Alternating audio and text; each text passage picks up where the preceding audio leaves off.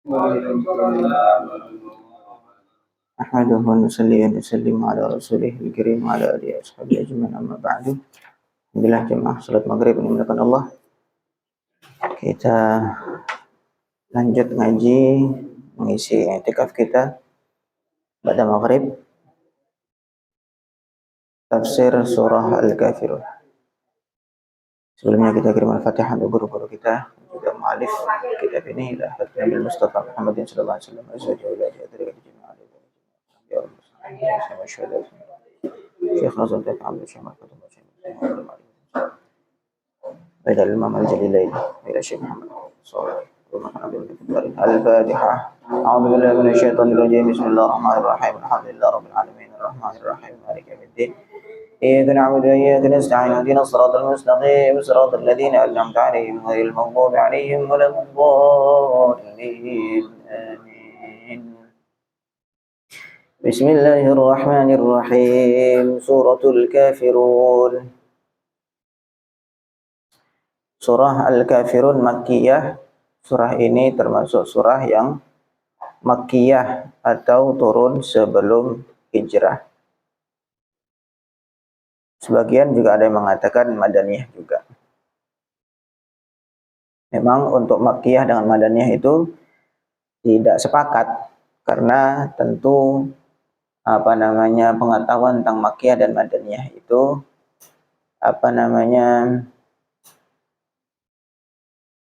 bukan sesuatu yang wajib diketahui secara syariat. Nabi juga tidak menjelaskan ini Makkiyah, ini Madaniyah, enggak dijelaskan.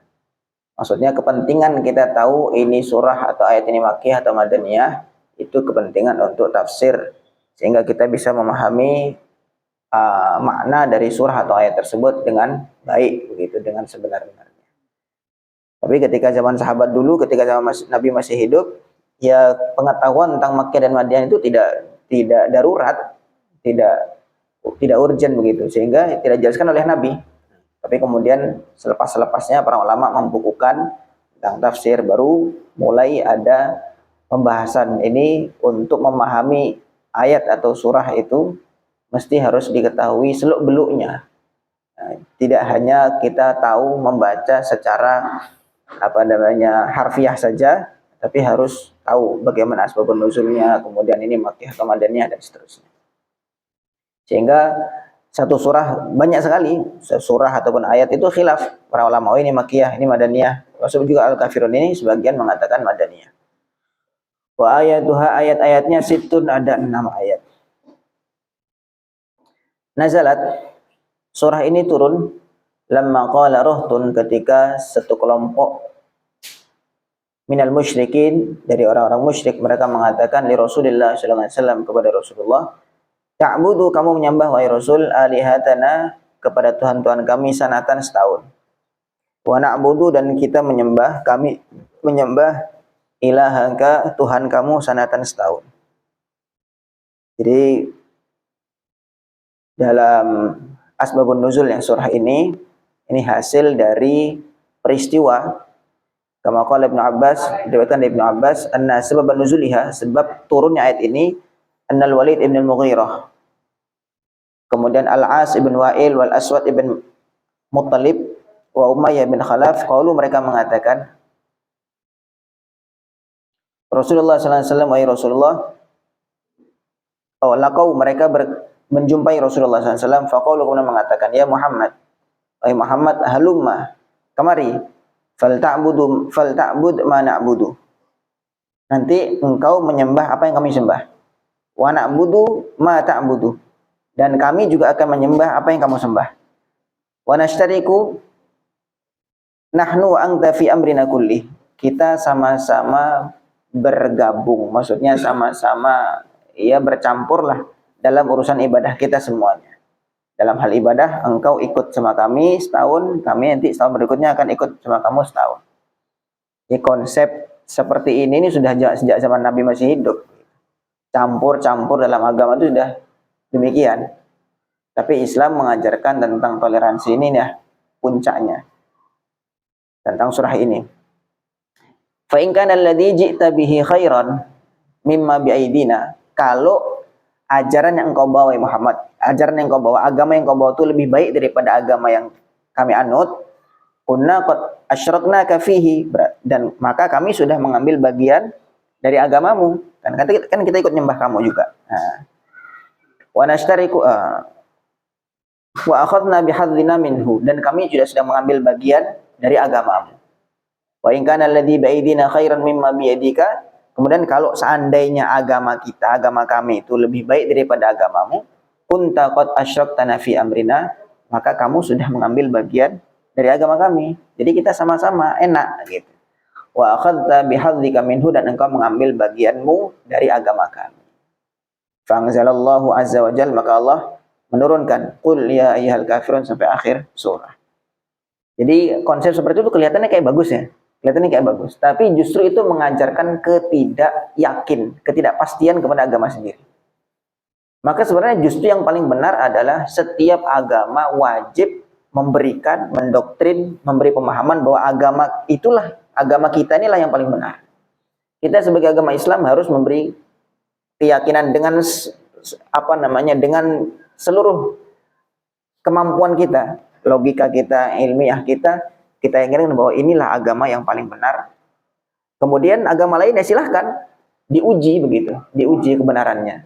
Tapi kalau misalkan kalau seandainya saya yang baik, tapi kalau kamu yang baik begini-begini, itu mengajarkan ketidakpastian, ketidakyakinan kepada agama kita sendiri.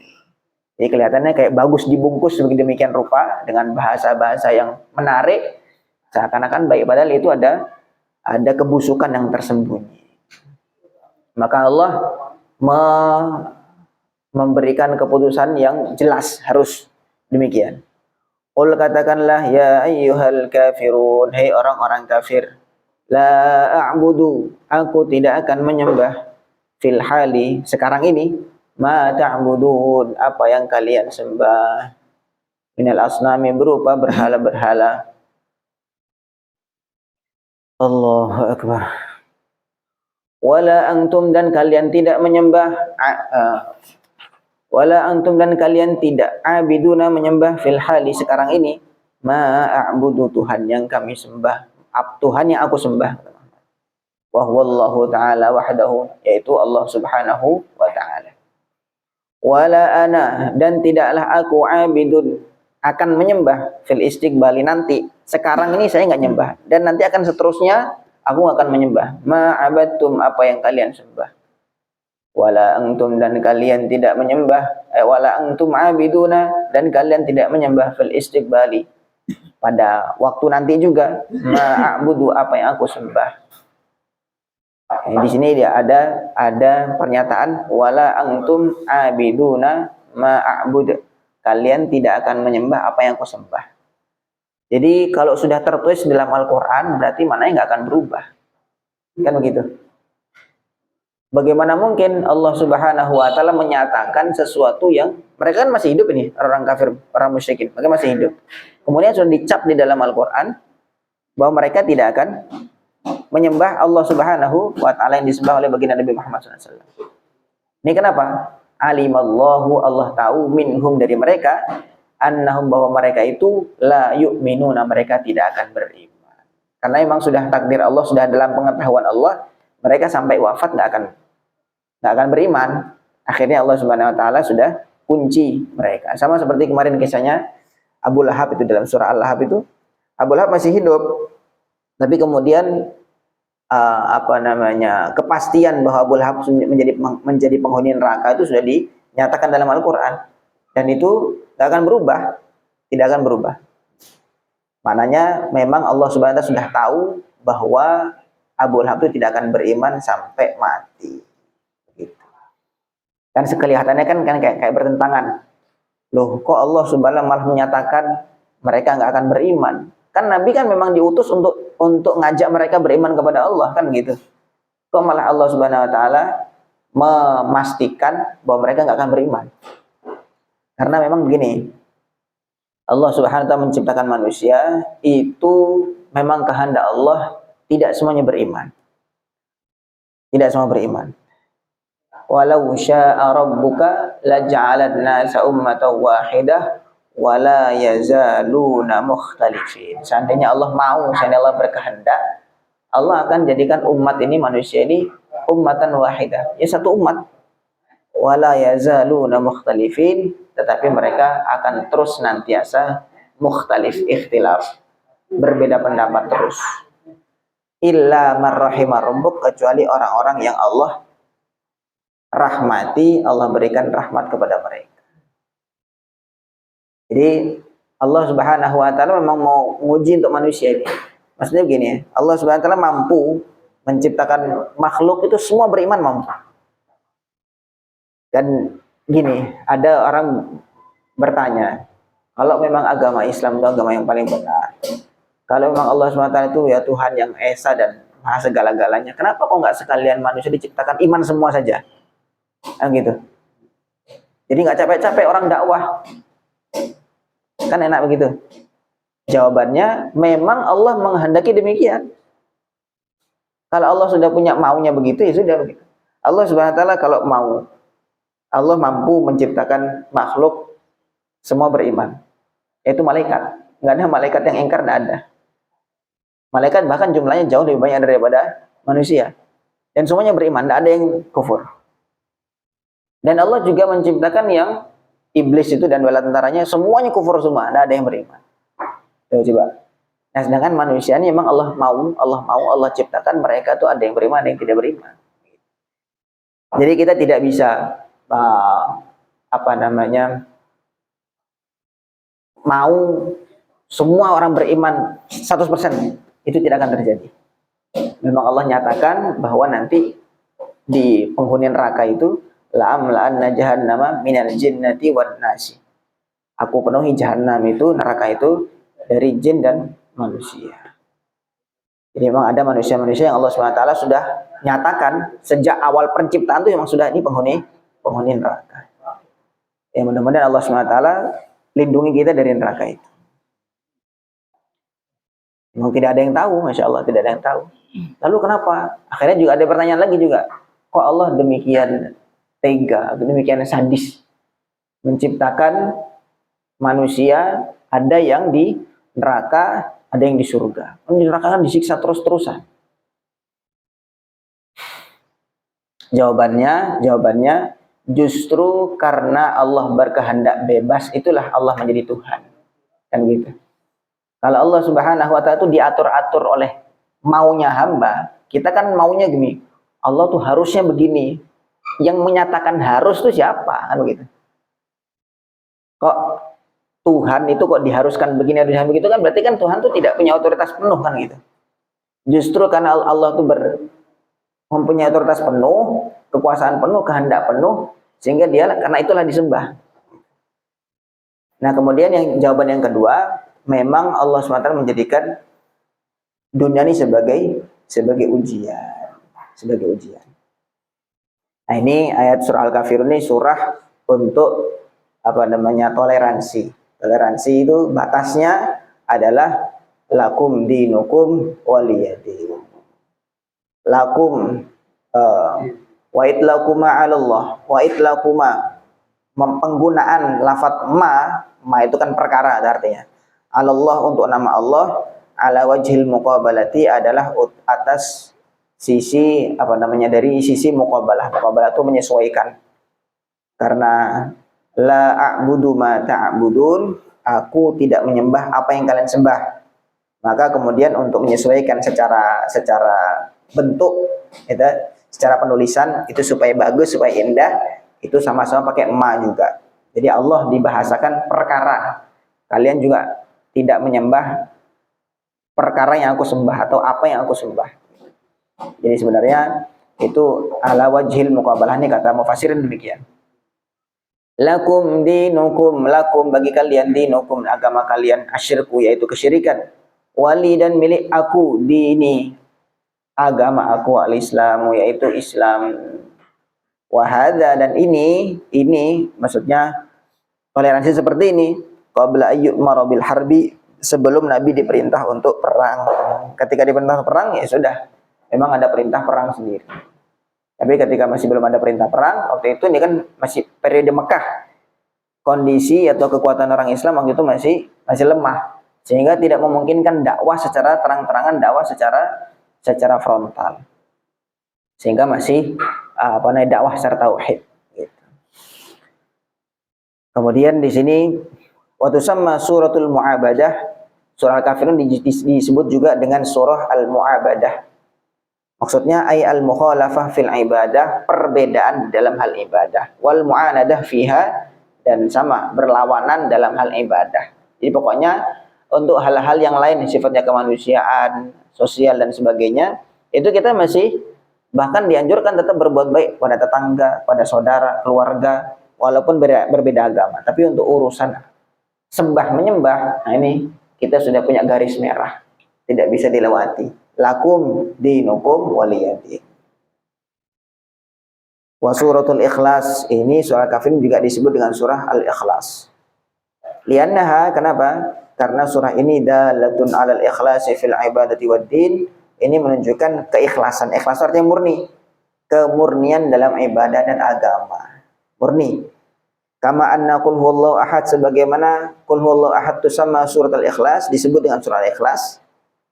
Lakin hadhihi dalatun 'alal ikhlas fi dhahiri wal batin. Tapi surah ini, surah Al-Kafirun ini menunjukkan keikhlasan atau kemurnian fi dhahiri wal batin, dalam zahir dan batin.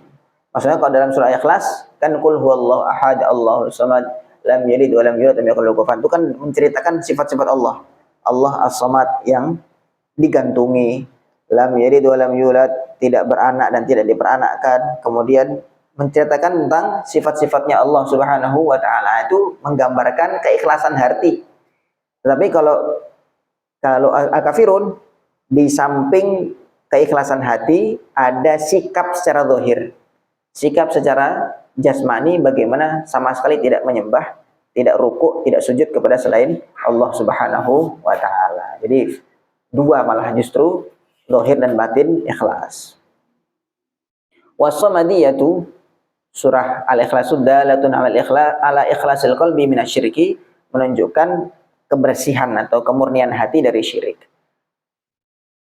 Faman amila bihima, barang siapa beramal dengan kedua surah itu, surah Ikhlas dan surah Al-Kafirun, wa'taqadahuma, dan meyakini apa yang ada dalam surah Ikhlas dan Al-Kafirun, bari'a dhahiru wa batinhu minal kufri wan nifaq, maka zahir batinnya bersih dari kemunafikan dan kekufuran. Insyaallah. Walidzalika, karena itu la yastami'ani fi munafiqin wala kafirin, kedua surah ini tidak akan terkumpul dalam diri seorang munafik dan orang kafir. Orang munafik itu bisa jadi dia ngomongnya mengikhlaskan kepada Allah dan seterusnya, tapi sikapnya berbeda. Atau zahirnya nyembahnya kepada Allah, sholat, tapi hatinya tidak. Wa yuqalu laha lil ikhlas al muqashqishatani al mubarriatani. Juga surah Al-Ikhlas dengan surah Al-Kafirun ini juga disebut dengan al muqashqishatan. Maksudnya al mubarriatan, maksudnya surah yang membebaskan orang yang meyakini kedua surah itu dari sifat munafik dan sifat kekufuran. Wa warada fi fadliha, ada beberapa riwayat tentang fadilah surah Al-Kafirun. Ahaditsu, beberapa hadis, minha di antaranya annaha, sungguhnya Al-Kafirun ta'dilu thulutsal Qur'an, sama atau sebanding dengan sepertiga Al-Qur'an. Membaca Al-Kafirun sebanding dengan sepertiga Al-Qur'an. Wa minha qauluhu sallallahu alaihi wasallam, ada lagi sabda Nabi, qul ya ayyuhal kafirun, surah Al-Kafirun ta'dilu rubu' Al-Qur'an, sebanding dengan seperempat Al-Qur'an. Wa minha, di antara fadilahnya, anna rajulan qala Nabi sallallahu alaihi wasallam, ada seorang berkata kepada Nabi, ausini ya Rasulullah, beri wasiat kepada aku. Qal, Nabi bersabda, iqra inda manamika, kalau kamu mau tidur bacalah qul ya ayyuhal kafirun, fa innaha, sungguhnya surah itu bara'atun minasyirki, adalah kebebasan dari kesyirikan. Maka para ulama menganjurkan kita sebelum tidur baca, ya, selain ayat kursi, selain zikir-zikir yang lain, baca juga surah Al-Kafirun. Sehingga kita bangun tidur, tidur tuh dalam kondisi imannya terjaga. Wa inna ma zadatil ikhlasa fi thawabi anha li'annaha mustamilatun ala sifatir rabbi ta'ala sarihan ma'a dalalatiha ala al-ikhlas fit tauhid.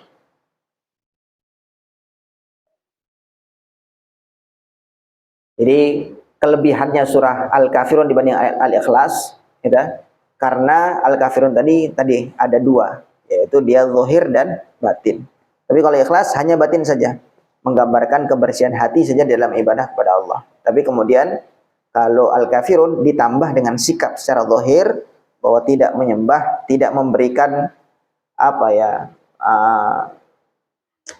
tidak memberikan peribadahan kepada selain Allah Subhanahu wa ta'ala.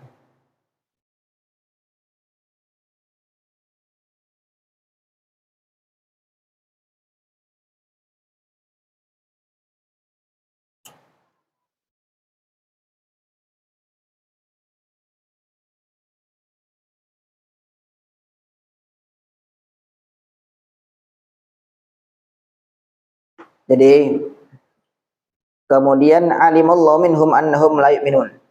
Allah mengetahui, Allah sudah tahu sebelum mencipta penciptaan bahwa orang kafir itu nggak akan beriman. Jawabun an soalin muqaddar. Ini sebagai jawaban dari pertanyaan yang dikira-kirakan seandainya ada orang bertanya, dan memang ada yang banyak bertanya. Kaifa yuqnituhum minal iman? Bagaimana mungkin Allah Subhanahu wa taala memutuskan harapan mereka dari beriman? Jadi ketika sudah diputuskan dalam Al-Qur'an seperti Al-Lahab itu, tabat yada abi lahab. Abu Lahab celaka. Itu sudah diputus, tidak mungkin berubah itu.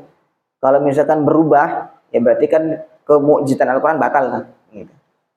Nah, kemudian di sini ketika Allah SWT menyatakan wala antum abiduna ma a'bud, kalian nggak akan menyembah apa yang aku sembah, nah, berarti kan Islam memutus harapan mereka akan beriman. Bagaimana mungkin demikian? Ma'annahu mab'utsun li hidayatim, padahal Nabi diutus untuk memberi hidayah kepada mereka. Waqad kana harisun ala imanim, dan bahkan Nabi sangat ingin sekali supaya umat ini semua beriman. Wa hasilul jawab, maka kesimpulan jawabannya anna hadza fi qaumin.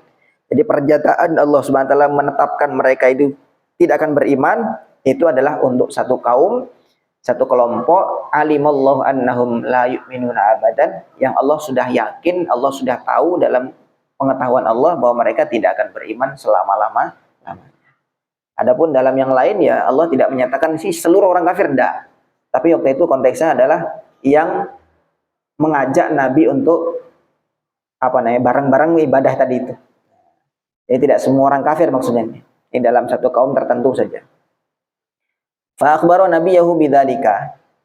Maka Allah mengabarkan nabinya bidzalika dengan hal tersebut litadhhara syaqawatuhum, supaya kecelakaan mereka itu nampak. Mirip seperti kisahnya Nabi Nuh. Nabi Nuh dakwah itu 950 tahun kepada umatnya. Terus dakwah siang malam siang. Falam yazidhum du'ai illa firara. Setiap didakwai makin kabur, makin kabur. Sekian puluh tahun dakwah, sekian ratus tahun dakwah itu cuman 80-an sekian yang mau beriman. Coba bayangkan. Jadi Masya Allah, ini Nabi lah yang dakwah, bukan kita. Enggak. Nabi yang dakwah. Tapi akhirnya setelah itu Allah SWT wa uhiya ila nuhin annahu la yu'mina min qaumika illa man qad amana. Gitu. Jadi wahai Nuh, aku wahyukan kepada Nabi Nuh annahu la yu'mina, bahwa tidak akan beriman. Kalau la itu tidak, tapi kalau lan itu tidak mungkin. Sekali-kali tidak. La yu'mina min qaumika. Kaum kamu tidak akan beriman illa man qad amana, kecuali orang-orang yang sudah beriman itu saja. Jadi nggak ada nambah lagi, segitu sudah. Akhirnya Nabi Nuh pun akhirnya berdoa kehancuran untuk mereka. Kan begitu, ada orang bertanya, kok Nabi kok doakan kehancuran, gimana itu? Nabi kok minta mohon doa kehancuran kepada orang-orang kafir. Itu tidak menunjukkan kasih sayang itu. Nah gitu. harusnya didoakan hidayah terus. Iya, secara umum demikian. Sudah 900 sekian tahun Nabi Nuh doa hidayah untuk mereka. Tetapi doa Nabi Nuh untuk menghancurkan seluruh orang kafir itu setelah ada pengumuman dari Allah bahwa orang yang kafir sekarang ini, selain yang sudah masuk Islam, itu nggak akan beriman sampai kapanpun. Berarti kan sudah diputuskan sama Allah, akhirnya baru didoakan kecelakaan. Ya kalau memang ini sudah nggak akan beriman, ya Allah habiskan aja sekalian semua, kan begitu. Jadi bukan berarti Nabi itu ada dendam, ada rasa benci dengan orang kafir, enggak.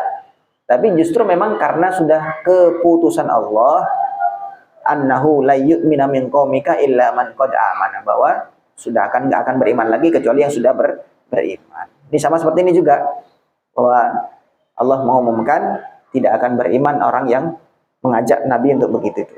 Sehingga Allah nyatakan dalam Al-Quran, wala antum abiduna ma a'bud wallahu a'lam.